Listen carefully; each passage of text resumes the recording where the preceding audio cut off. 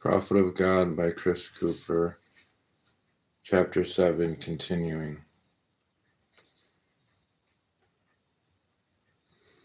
Troy, as crew lead, was given a packet by Dan himself displaying a blueprint for the project they were to begin working on. It was an unusual task per what seemed routine, in that Dan had specifically mentioned that Brian needn't any immediate access to Troy's plan, but that Dan himself should be the guy he should refer to should any questions come up. Brian's habit of wanting dominion over the operations appeared frustrated for a time, much to Troy's delight, who had gleefully accepted the assignment when approached earlier on. I don't mind stealing bread from the mouth of decadence, Troy bellowed, singing from inside the air-conditioned cab of a mini excavator, with his wide tracks chewing up the ground below.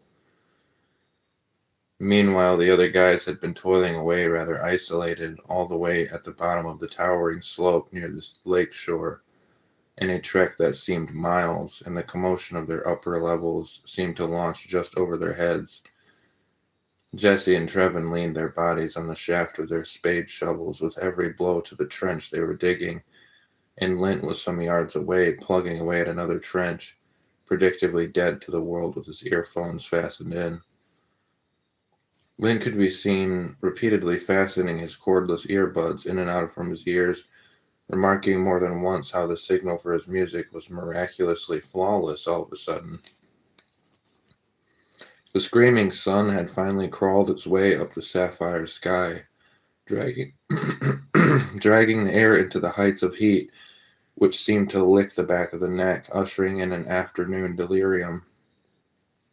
It was the kind of heat which makes you stupid. The exposed, dry limestone ground underneath a guy's boots helped to make the feeling worse, while sheer sunlight beams struck the eyes with every perfectly clear ripple of the water of the shoreline. It soon became clear to Jesse, Trevin, and Lint why sunglasses seemed uniform amongst the workers, and in a sort of visual irony, the landscape appeared covered in snow, the material so light to the buzzing eyelids. The massive amount of swamp bugs amused themselves bouncing back and forth on and off the abundance of exposed skin, glistening in delicious sweat. Trevin would land his foot on the shovel blade, make a pause before each pummel into what felt like literal clay below.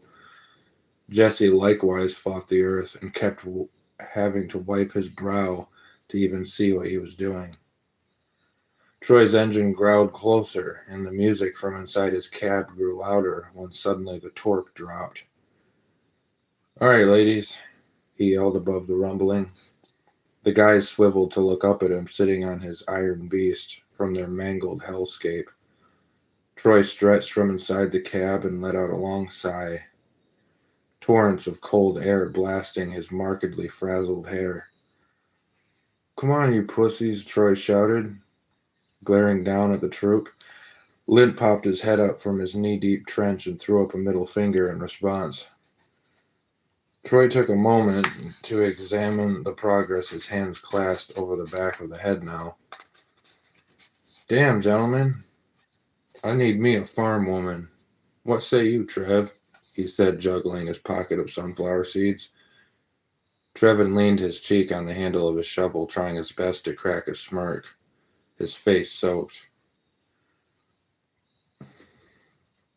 "That's right, a big old woman, like some corn-fed, like them rural girls," added Troy, hurling some shells onto the ground. "What's up, guys?" A new voice sprang from the top of one of the mounds lining the long slope above. Everyone turned to look above their position. It was Jerry. "What can we do for you, cornbread?" Troy chuckled, sticking his head out from the excavator. After a round of glances, Jerry tipped his straw hat against the sun rays above. "I don't know. I'm here to help." "What? Your other crew got sick of you and kicked you off?" Troy said. "Yeah, they said I'm too annoying. So Brian told me to come down here with you fellas. Jerry grinned. Jesus Christ and a pogo stick. Troy launched off the machine's seat, rolling his eyes. Boys, take a break. I've got to find fucking Reich Marshal Brian. Trevin shot a glance at Jesse. Well, why? I mean, maybe we could use a hand down here, yeah? Jesse said. Dude. Troy leaned into him, having stumbled off his tracks to the shattered earth. We don't need any more hands down here. I'm already having a hard time finding shit for y'all to do. Got Lynn over here jacking off. Troy motioned to his buddy, who'd been lounging on a piece of driftwood for only a second, munching on some cheese puffs from his lunch bag. Hey, yo, no headphones, motherfucker, Troy burst, waving. Lynn popped out an earpiece. Huh? Dude, it's fine. Trev and I can just show him how to do shit, Jesse assured his friend. Listen, I don't need some fucking tweaker messing up our program, Jess. Now you guys just chill for a sec, and I'm gonna go have a word with our supervisor. Troy brushed past Jesse. Stumbling his way ahead, trying to avoid large chunks of busted up earth, he dropped his bag of sunflower seeds, cursing. Jerry suddenly sprang into action, sliding down some dirt mounds like a snowboarder. Oh, don't worry, Troy. I'll get them for you, Jerry affirmed. Listen, buddy, it's hopeless. They're all covered in crap now. Troy smashed some of the dirty seeds underneath his boot, right before Jerry's hand passed over them, nearly crushing it. A few minutes later, Troy returned, his face folded in irritation, navigating the dusty surface of the ground, narrowly avoiding a slip. He hopped back into his excavator without speaking, and they all noticed on his wrist dangled yet another wristband. All right, listen. He leaned forward, sitting in the cab. Jerry leaped ahead to greet him and lunged onto the tracks of the machine. They were broad rubber strips large enough to stand on. He was holding out a bag of sunflower seeds, dangling them in Troy's face. Dude, what? Troy sighed. Here's your seeds, T-Bone. Troy snagged the plastic baggie from Jerry's hand, opened it, and examined a handful of the rescued seeds closely. First of all, don't call me that, bud. Second, I don't want no nasty-ass seeds from the... To Troy's astonishment, every one of the seeds was perfectly preserved, not crushed nor dirty, but remained glistening in their barbecue flavor, as if just dusted at the factory and restored in full. What the fuck? You suckle these clean or something, cornbread? Troy chuckled. Jerry nodded naively. Troy whipped his head around left and right and proceeded to begin unbuckling the belt over his jeans. Then boy, do I have a job for you, he mimed. Jerry giggled, landing back on the ground below. Troy stuffed a handful of seeds into his face and casually repositioned the excavator's arm. All right, listen up. Jess and Trev, I want y'all to go up there and fetch a skid steer, anyone you can grab, and start bringing loads of that crushed down here. Got it? Just pop them on the side over here so I can get a scoop, he commanded. What if they're all being used, T? Jesse reasoned. Then steal one. Jess, I need you to show baby boy how to fire it up. Is that clear? Jess looked at Trevin. A stranger could tell the heaviest equipment he'd ever operated in his life was probably his grandmother's push mower. Jesse gathered his friend, and they bound up the deteriorating raw face of the earth toward some collection of parked excavation equipment, including some old rusty track loaders tucked beside the thin dirt road hugging the woods. Have you ever used anything like this, Trev? Jesse leaned into the dusty cab inside one of the machines, poking around the control board.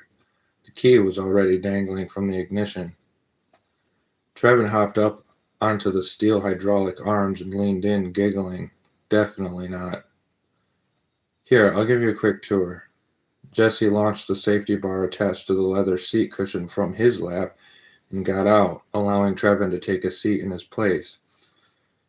The air on the inside of the machine was noticeably, that is to say, hotter than the outside. A blip of sun rays had found their way to the parked assembly through the canopy of the surrounding forest, cooking it all. You see, first thing is this bar you need down so you don't get hurt, okay? Jesse reached his arms over Trevin to bring down the crossbar over his lap, resembling those ones found on a roller coaster. Trevin, not really listening, merely found his gaze wandering across Jesse's biceps. And then you just turn the key and start her up, Jesse affirmed. He twisted the key, bringing the skid steer's engine to life. The machine rumbled, belching a gross cloud of black soot into the air, rattling the cage.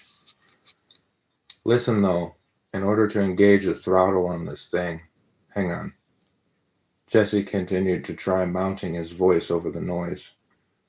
Snagging one of the two steel handlebars attached to the side, he leapt face first into the cab, now just inches from Trevin's face. You see these 4 buttons? Jesse said. Trevin's eyes were absolutely captured. He put up one of his hands, trying to point to the series of buttons Jesse was talking about, as if to give the impression of following his instruction. Jesse thoughtfully took Trevin's fingers, putting it over the green square display. The monotonous hum of the machine filled the space between words as Jesse caught his friend's glimpse, barely letting go of his hand.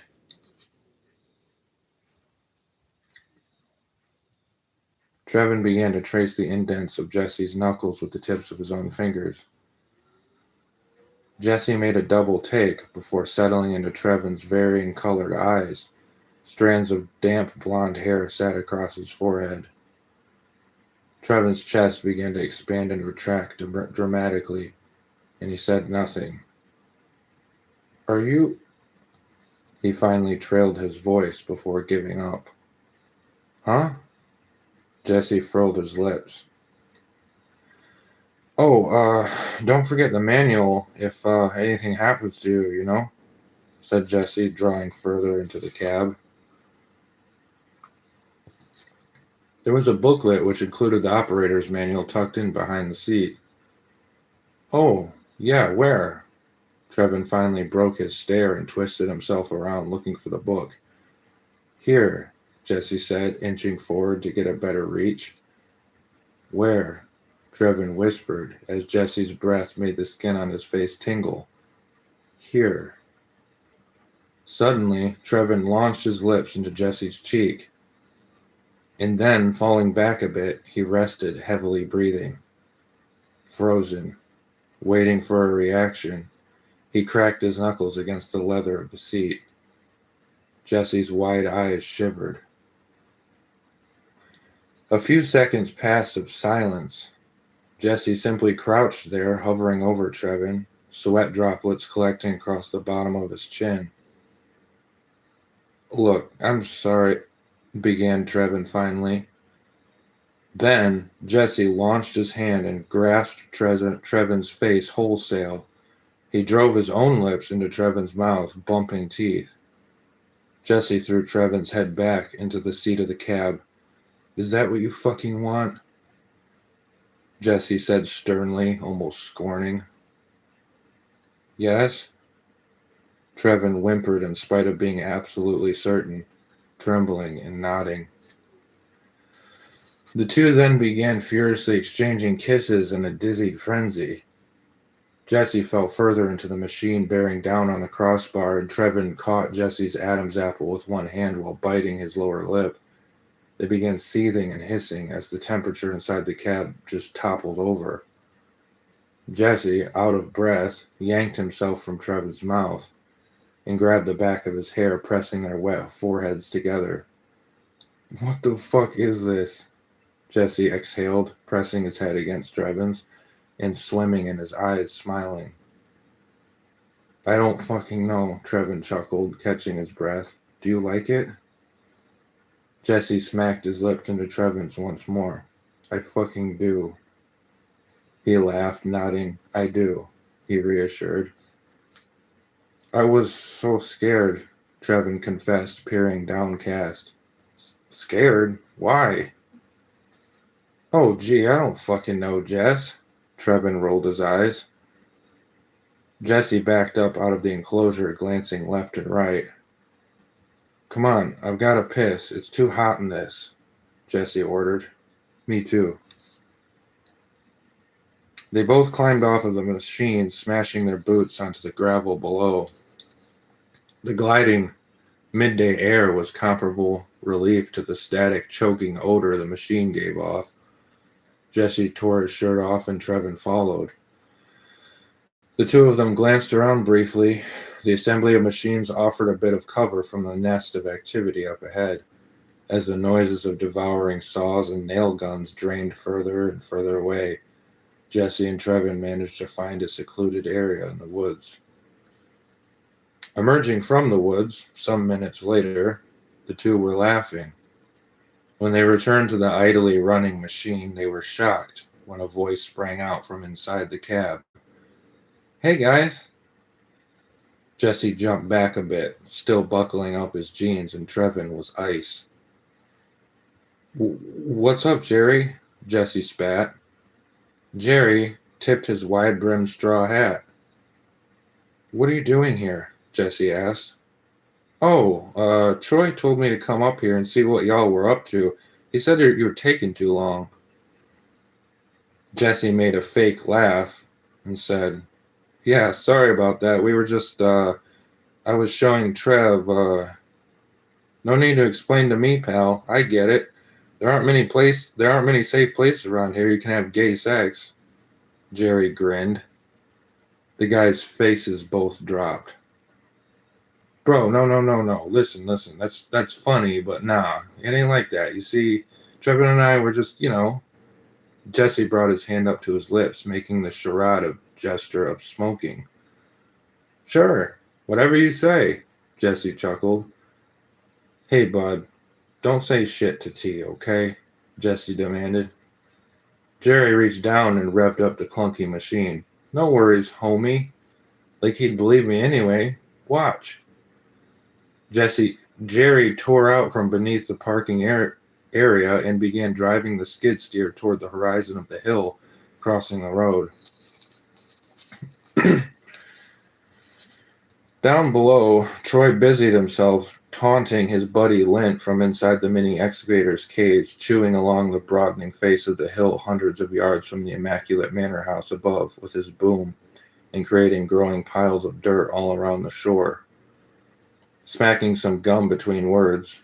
Put your back into it, Troy was shouting. Lint warily stomped around the widening void, his t-shirt now wrapped around his head in a style resembling an emir, huffing up curse words toward his boss.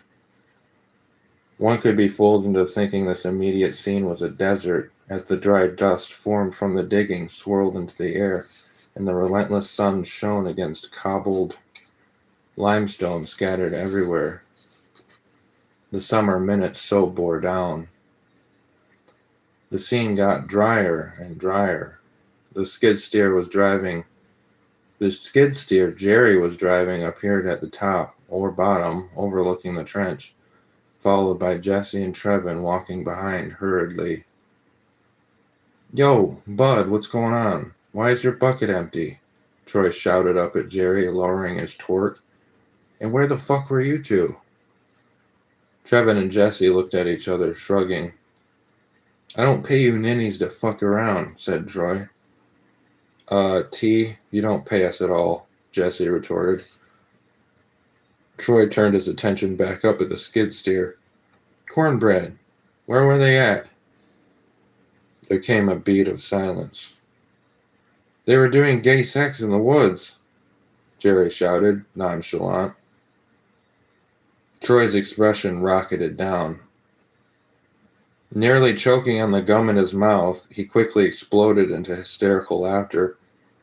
Get a load of this guy, Troy smacked his knee. Nice one. I like you, you fucking weirdo. I like you. Now hurry up and go fetch some crushed stone, would ya? Aye, aye, Captain, Jerry said, engaging the skid steer tracks and abruptly causing some earth from the rim of the trench to buckle. Dirt began coursing down into the hole like a waterfall. Lint, get the fuck out of the way, Troy roared. Lint snapped and rolled from underneath the breaching lip above. Jerry continued to tear further rearward, backing up the hill, driving even more material down as his tracks slid. Troy tried getting his attention, drawing his fingers up to whistle repeatedly. Suddenly he noticed an even larger crack forming underneath the very front end of Jerry's spinning tracks. In an instant, Troy engaged his throttle, steamed ahead with the excavator arms stretched out almost straight. And just as he pulled up, the ground beneath Jerry's machine gave way, just beginning to hurtle the machine face down, right into the mouth of Troy's bucket, which caught the bulk of the weight, his own machine slipping hind end up a bit. A tornado of dust swirled around the breakage as Troy steadied his hydraulic arm's grip. From inside the skid steer, they all heard hysterical laughter as the air cleared. Woo, what a close one, Jerry cracked. Yo, when I say so, go ahead and bring it in reverse, Kay? You got it? Troy commanded from the other end of his extended arm. He increased his power until Jerry's rubber tracks finally picked up enough friction to slide backward comfortably away from the edge onto more level ground. The trench was filled with debris and limestone chunks. Hey, what's going on down here, fellas? Troy whipped the sweat off his forehead. It was Brian, his arms at his side and a lanyard dangling from his neck, already galloping down the hill. Some guys from up top nearer the house popped their heads up to get a look down below. Some of the roofing guys made whistling noises and croaked in mocking laughter. Nothing, bud. It's all under control, Troy replied. Brian removed his polarized glasses and began to examine the chaos below, trying to balance on the cliff. Vitali, who authorized you to dig down this far? Brian barked. What are you all doing down here anyway? Lint, still panting, snapped his glance up at his friend sitting in the cab. Hey, pal, I'm just following the plan, all right? Said Troy. Dan had finally made his way to Brian's side by now, whipping his arms along his sides, trying to catch his breath. It's for drainage, Dan spoke up, glaring at Brian. Brian shifted his gaze from each one of the crew members and then fixed his glasses back with a nod before reluctantly spitting, Yes, sir, Hosanna. Hosanna, Dan threw his hand up. It's all right, I've got it from here, bub. Brian began striding back up the hill, turning around every few paces. Dan made a hand motion in the air to signal Troy to turn off the machine. Listen, fellas, we've got to be careful with the machinery. No horseplay, all right? Troy, I'm counting on you. Look, it's just about lunch, so why don't we start wrapping things up down here, okay? You've got it, Sergeant, Troy nodded.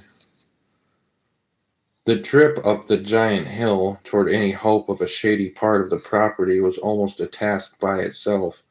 It seemed more appealing for the crew to huddle along the edge of the hill where some foliage grew along the shivering water of Gogwak Lake to stop for lunch, in spite of the armies of bog critters and gnats. Lint always had his backpack with him and made a seat across a piece of driftwood, sifting through his bag. The others had come to learn from Troy no work site should be without a cooler stuffed with ice, and that on a scorching day as this, a cold drink becomes your god and your religion. They all sat there, seizing the moment to examine the carved earth from afar. which seemed like it had a large bite taken out of it. Curiously absent among the crew was Jerry, though, whom they'd all assumed was probably been swept up by the duckbill Nazi, Brian. I find it kind of odd that, not a single call from my mom yet. Lint observed out of nowhere, scrolling his phone under some intermittent shade of a lilac shrub. Troy snapped at a celery stick underneath his teeth, holding it like a cigar. That's funny. I haven't heard from your mom either, he quipped. What you mean, Lint? Trevin asked, genuinely. No, I just haven't heard anything from anyone. Plus, my feed keeps showing me the same shit over and over. It doesn't refresh, ever, even though the signal is so much better out here. Just saying, overall, it's fucky. Jesse nodded. Yeah, I don't know. Maybe it's that pandemic or whatever. Oh, I've got to let the old dragon out.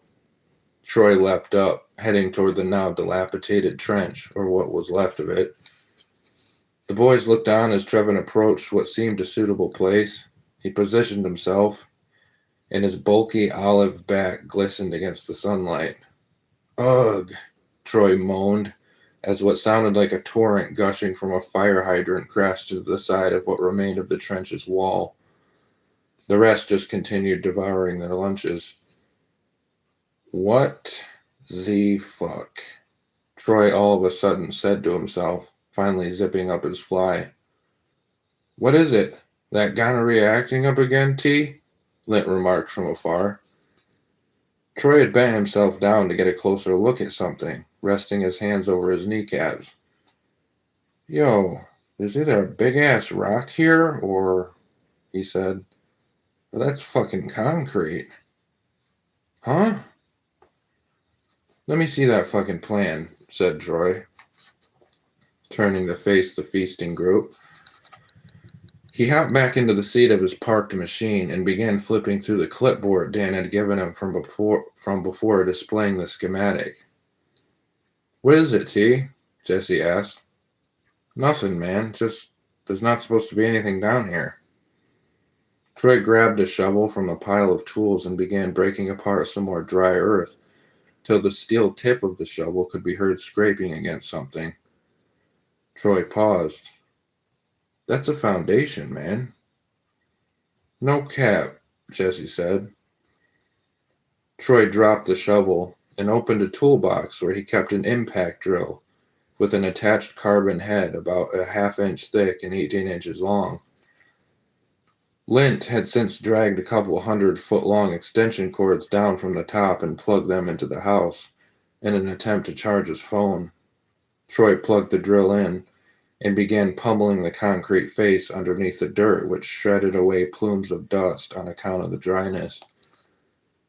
Yo, what are you doing? Jesse walked up to his friend, cramming the last corner of a bologna sandwich into his mouth. According to the schematic, nothing's here. I don't know, just thought I'd check it out. What if that's like a septic tank or some shit? Jesse asked. Or what if it's the crypt that the boys stuffed Hoffa into? Troy joked. Not impossible knowing this goddamn place, bro, Lint tished. Anyway, the boss says we need this thing back at least another 24 inches. So, Troy had managed to drive the drill bit almost 3/4 of the way when there was a break, and he drew back. He knelt down and took a look into the fresh hole. Nothing. I can't see shit. Jesse rolled his eyes. Hold up. Troy then began drilling a second hole. By this time, Lint and Trevin had gathered around too to see what was up. The drill stopped. I literally don't get it. It's just like a random box in the hill, Troy said before continuing to drill. He peered into the hole again. I can see something. What? Trevin chimed in from the side. I don't know, there's just not enough light. It looks like a room. The guys all took turns clenching their necks to get a look inside. All right, wait. Troy had another idea. He drilled a third hole to make a triangular shape and proceeded toward his toolbox again, returning with an 8-pound steel mallet he'd given the nickname Wotan. Jesse had taken the clipboard and was examining it and said, "The schematic looks like something my little sister would doodle. What the fuck? Where do you get this?" "Stand back," Troy ordered, approaching with the mallet with all the gracefulness of a Viking berserk.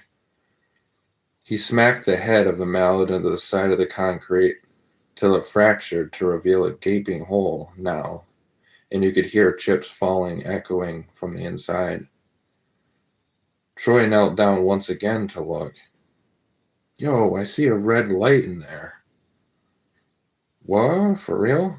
Jesse asked. "Yeah, check it." Jesse knelt down and squinted to see inside the hole, and some distance away he indeed could spot a sharp, small red light amidst the darkness. "Hey guys," Lint spoke up. "What?" "This shit's giving me the funny feeling." "Lint, you gotta lay off that resin, man." Troy looked over. "Nah, man, for real, I don't know what it is. I just feel weird about this shit." Troy contorted his face, looking at Jesse. Trevin now walked closer and wanted to look inside too. "So, like, what do we do now?" Jesse asked Troy. "I don't know, bro. I guess I'm gonna have to talk to Dan about this. Whatever this thing is, it's in our way. We can't get this damn sock drain far enough back." Trevin tried propping his smartphone's flashlight up against the side of his face when he looked into the hole. After a few seconds, he gasped, and his other hand grabbed the side of the dirt. "What? What is it, Trev?" Jesse asked. Trevin shot back away from the hole and turning to Jesse and Troy. "Dude, there's someone in there." Troy ducked his head, raising his eyebrows. "You fucking with me, Habibi?" Trevin shook his head, handing Troy his phone. Inside the concrete fracture, Troy positioned the phone next to his own face. Sure enough, to the extreme corner of one side, Troy indeed saw what definitely looked like a shoulder and a dark silhouette lacking any detail. He slowly stepped back, exhaling. "Fuck." "What?" Trevin shook. "We've apparently accidentally broken into some guy's shitter, and he's actually fucking in there, bro. My bad, fam," said Troy before knocking on the concrete. He buried Trevin's phone back into his hands. "All right, what?" said Jesse. "We've got to patch this shit up. We'll just focus on consolidating those pallets for the rest of the day up a ways. Let me park this mama." Troy started back toward the mini excavator. "So, what about the thing?" Jesse asked. "What thing?" "I don't know, the fucking concrete bunker we just half demolished with a creepy figure inside?" Troy nestled himself into his seat. "Look, it's clearly the guy's basement. There's a house up there, and we just accidentally hit his fucking basement. Now I'm gonna get another fucking wristband from Pony Boy. So we'll just grab some mortar from the patio, and I'll fix it up, no problem," explained Troy. The guys scanned the hill behind them. "That's a big fucking basement, Troy," Jesse laughed. "Yeah, sounds like a Monday problem. Now come on, I hear they're planning on another Jesus party later tonight at the Rec."